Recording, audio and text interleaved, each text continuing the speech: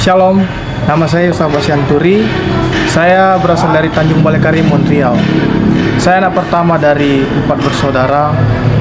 Ayah ibu saya orang yang luar biasa. Ayah saya seorang jurnalis dan ibu saya ibu rumah tangga. Nah, teman-teman, berbicara tentang pengalaman hidup, saya adalah orang yang benar-benar meragukan yang namanya Tuhan. Kenapa saya katakan meragukan yang namanya Tuhan? Ya, saya dari kecil Kristen. Saya meragukan Tuhan karena menurut saya Tuhan itu penuh dengan ketidakadilan. Bagi saya Tuhan itu tidak adil. Teman-teman, dulu saya itu tidak menikmati hidup. Jangan kira teman-teman lihat saya penampilan seperti ini saya orang kaya, enggak. Saya dulu orang susah. Susah sekali, dan saking susahnya makan pun sangat kurang. Tapi perhatikan ini teman-teman, saya punya seorang ibu yang luar biasa, dan semuanya berawal dari ibu saya yang luar biasa. Saya sudah lama Kristen, dari kecil Kristen. Tapi saya memahami arti Kristen sesungguhnya ketika saya sudah kuliah di kampus Yapin Stapin. Nah, saya punya ibu yang hebat, yang saya katakan tadi. Kenapa saya katakan hebat? Saya anak pertama, 4 bersaudara, dan seorang ayah yang juga merupakan tipe yang keras, sehingga keluarga kami adalah penuh dengan kontroversi, penuh dengan pertikaian. Artinya seperti ini teman-teman, keluarga kami selalu ribut dan tidak pernah yang namanya damai sejahtera. Perjalanan yang begitu keras, ibu yang selalu berdoa, sehingga saya seperti ini. Didoakan juga, saya orang yang nakal, saya suka pergi kemana-mana keluyuran malam-malam, tapi ibu saya tetap mengajari saya dengan tekun, memberi nilai-nilai dan selalu berdoa untuk saya, untuk adik saya dan ayah saya. Hingga ketika saya suatu ketika punya cita-cita menjadi seorang polisi, dan itu tidak terlaksana. Kenapa tidak terlaksana?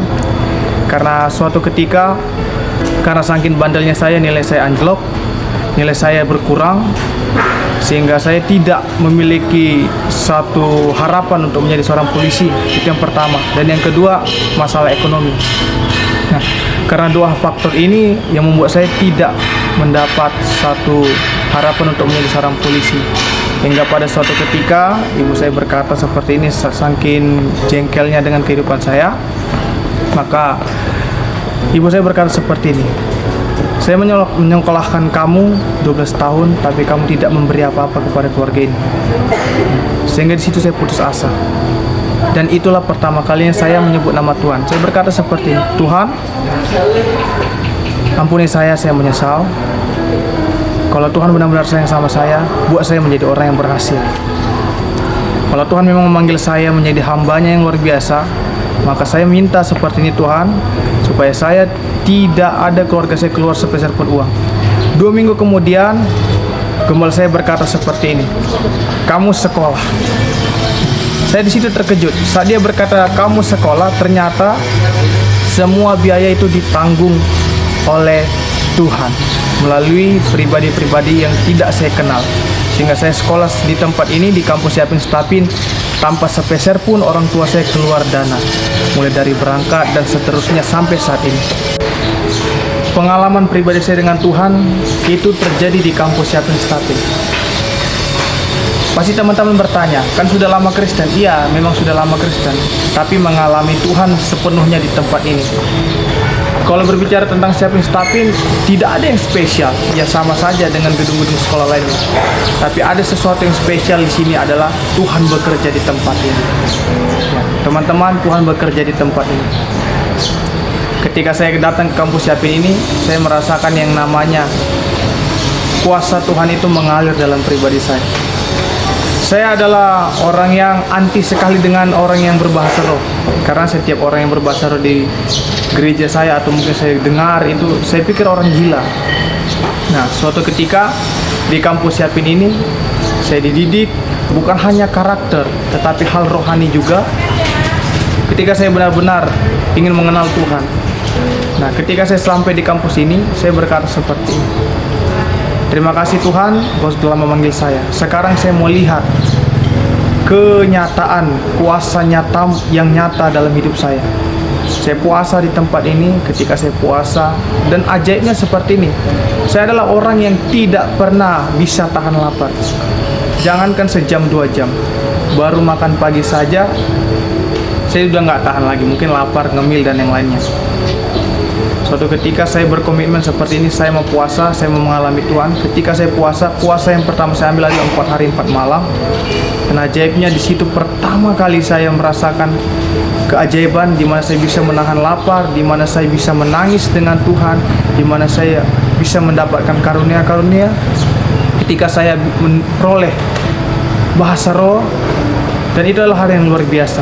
Dan bukan hanya itu saja, banyak hal yang Tuhan singkapkan. Saya mengalami Tuhan yang luar biasa, dan ketika saya mengalami Tuhan di dalam hal rohani, mulai dari berbahasa roh, mulai dari keajaiban dalam berpuasa, dan banyak hal-hal yang Tuhan ubahkan juga dalam kehidupan saya. Dan di tempat ini, saudara, banyak hal yang diubahkan, mulai dari karakter saya yang kurang sabar menjadi sabar, yang dimana saya juga kurang percaya dengan orang. Saya mulai membukakan hati saya untuk lebih mengasihi tanpa syarat dan melakukan kebaikan tanpa jemu-jemu. Nah, sehingga ketika saya melakukan segala sesuatunya dengan tekun, perubahan sudah terjadi. Tuhan Yesus sungguh luar biasa.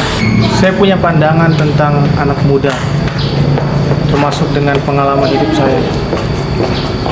Berbicara tentang pemuda, pemuda adalah suatu sifat yang masih labil, di mana dia berada di tengah-tengah, di mana dia mencari jati dirinya sendiri. Pemuda jarang sekali memahami artinya kebenaran, jarang sekali. Kalau pemuda sudah memahami tentang kebenaran sepenuhnya, pasti banyak pemuda yang sudah mengalami kebangkitan, sudah memiliki masa depan yang luar biasa. Pemuda itu harus diberdayakan. Ketika pemuda diberdayakan, maka akan ada restorasi, bukan hanya di bangsa. Dimanapun pemuda itu ditempatkan, pasti akan ada transformasi. Nah, pemuda adalah pribadi yang kreatif. Kekreatifannya akan timbul ketika ada yang namanya sentuhan. Pemuda hanya butuh sentuhan, pemuda hanya butuh pengertian.